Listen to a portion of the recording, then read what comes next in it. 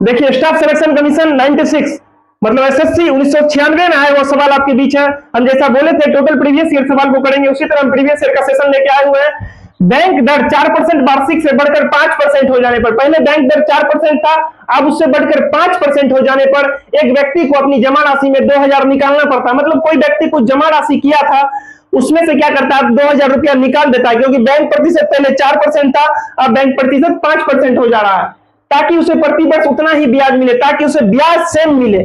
पहले मानिए वो कुछ रुपया जमा किया था, 4% था तो उसके कुछ ब्याज मिलता था, बैंक क्या किया ब्याज के रेट को बढ़ा दिया, बैंक 5% ब्याज की रेट को कर दिया, वो क्या किया कुछ अपना पैसा निकाल लिया ताकि उसे पहले कितना ही ब्याज मिल सके। तो देखिए आपके सामने है, लिखते हैं पहले का प्रिंसिपल उसका मानिए एक्स मानते हैं, तो पहले का रेट कितना था 4% लिखा हुआ है। देखिए बैंक दर 4%, वार्षिक से बढ़कर 5%, अब बढ़कर कितना हो गया रेट 5% हो जाने पर एक व्यक्ति को अपनी जमा राशि में 2000 निकालना पड़ता है। तो अब प्रिंसिपल इसका कितना हो जाएगा x माइनस 2000। देखिए पहले प्रिंसिपल उसका x था, बाद में वो 2000 रुपया निकाल लेता है जब रेट 4% से 5% हो जाता है, ताकि उसे प्रतिवर्ष उतना ही ब्याज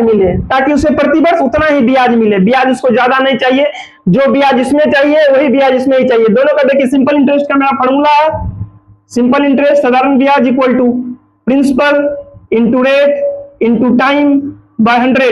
सिंपल इंटरेस्ट का सबसे ट्रेंडिंग फार्मूला है, सबसे फेमस फार्मूला है। इसी फार्मूला के हिसाब से हम टोटल क्वेश्चन को सॉल्व करेंगे आपके सामने। तो देखिए फर्स्ट वाला इसे केस पहला मानिए, इसे केस दूसरा मानिए, प्रथम केस इक्वल टू दूसरा केस होना चाहिए, यही ना बोला है 2000 निकालना पड़ता है ताकि उसे प्रति वर्ष उतना ही ब्याज मिले, दोनों में ब्याज उतना ही मिलना चाहिए। तो पहला का देखिए प्रिंसिपल का फॉर्मूला लिखते हैं x इंटू रेट 4 इंटू समय, मानिए वार्षिक है, रेट समय लेते हैं 1 साल, इसके लिए भी 1 साल और इसके लिए 1 साल, बाय 100 इक्वल टू प्रिंसिपल इसका कितना हो जाएगा x minus 2000 principal into rate, देखिए यहां बढ़कर 5% हो गया, 5 इंटू समय उतना ही है बाय 1/100।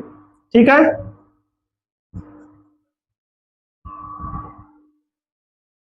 तो 4x bye 100 equal to 5x minus 2000 बचे 10,000 बाय 100, इस 100 से इस 100 को काट सकते हैं, 4x equal to 5x minus 10,000, तो 4x minus 5x equal to minus 10,000, तो minus x equal to 10,000, minus इधर भी है माइनस इधर भी है, कट गया, तो x इक्वल टू 10,000। तो मेरा मूलधन कितना था, तो मूलधन मेरा जिसको हम x माने थे वो यहां पे आ गया 10,000। नेक्स्ट